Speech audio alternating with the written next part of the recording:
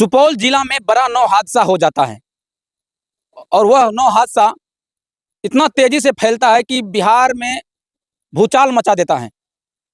मैं बता दूं कि यह पूरा मामला छातापुर विधानसभा के डहरिया पंचायत के वार्ड नंबर 2 की घटना है, जहां वार्ड नंबर 2 की 12 महिलाएं जौन बोन करने के लिए त्रिवेणीगंज विधानसभा के बेलापट्टी गांव के स्थित बने मिर्चैया नदी को पार करके उस साइड जाती हैं। उस साइड से आने के क्रम में शाम के 6 बजे जब वह नाव पे सवार होती है और नाव पे सवार होकर जब वह घर को निकलती है, नदी में जब नाव पे बैठती है तो उस नाव पे 12 महिलाएं सवार रहती है और 2 नाविक सवार रहते हैं जो नाव को खेपते हैं। उसी दरमियान जब नाव बीच नदी में जाती है, बीच नदी में जाने के कारण जो है नाव पलट जाता है और पलटने में सभी महिलाएं नदी में गिर जाती है। गिरने के बाद अफरा तफरी हो जाता है तो 7 महिला वहाँ से बाहर निकल जाती हैं। जिसको जैसे होता है वो 7 महिला बाहर निकल जाती हैं। बचे 5 महिला उसी नदी में समा जाती हैं। नावी भी थे 2 नावी, वो भी बच के बाहर निकल जाते हैं।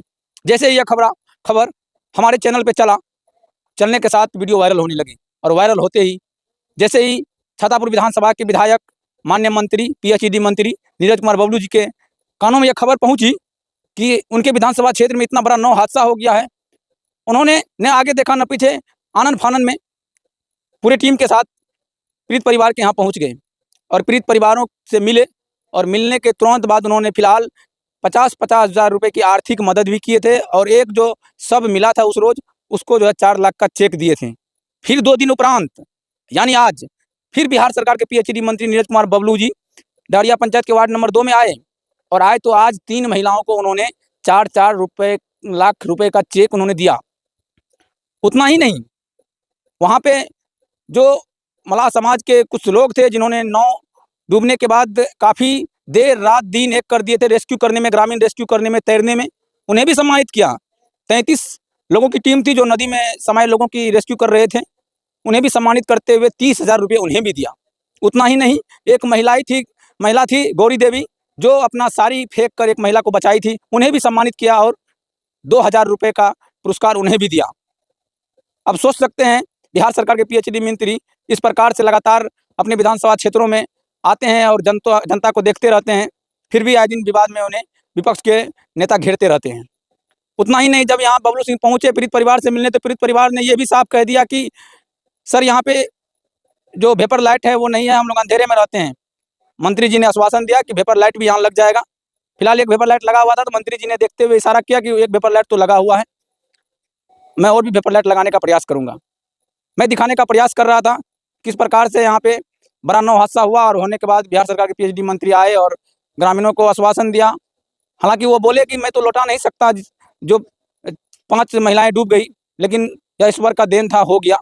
फिर भी वो बहुत सारे चीज़ों को लेते हुए उनके बच्चों को ये तक बोला कि मैं कस्तूरबा विद्यालय में पढ़ाऊँगा। 12वीं तक की पढ़ाई के लिए वो अपना जिम्मा उठा लिया है। आइए सुनते हैं बिहार सरकार के पीएचईडी मंत्री छातापुर विधानसभा के विधायक नीरज कुमार बबलू जी क्या कुछ कहते नजर आ रहे हैं। 4 परिवारों को चेक दिया गया 4-4 लाख का। अभी देखिए, कुछ दिन पहले नाव डूबने से कुछ लोगों का निधन हो गया था। पहले भी हम लोग एक परिवार को चेक दे चुके हैं। एक परिवार के लोग दूसरे जिले के हैं तो उनको वहां से मिल जाएगा। 3 परिवार के लोग यहाँ हैं तो तीनों को हमने अभी 4-4 लाख का चेक दिया है, सुबह अकाउंट में पैसा मिल जाएगा। और 5 परिवार को हम अपने तरफ से 50-50 हज़ार रुपये सबको अपने तरफ से मदद की है।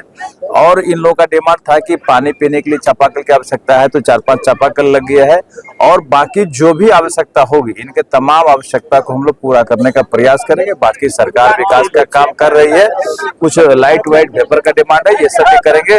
परिवार के सुख शांति का हम ईश्वर से कामना करते हैं और इन लोगों को दुख सहने की शक्ति दे ईश्वर, यही कामना करते हैं। बाकी जो परिवार है वो सुखी से रहे, आगे बढ़े, यही। तो आपने सुना मंत्री जी का बयान। आप लोग क्या कुछ सोचते हैं इस खबर के बारे में, इस प्रकार की घटनाएं के बारे में, और जिस प्रकार से मंत्री जी तुरंत आ गए 12 घंटे के अंदर, आप लोग क्या कुछ सोचते हैं? कमेंट करके प्रतिक्रिया दीजिए। फिर मिलेंगे अगले वीडियो में, तब तक के लिए जय हिंद, जय भारत।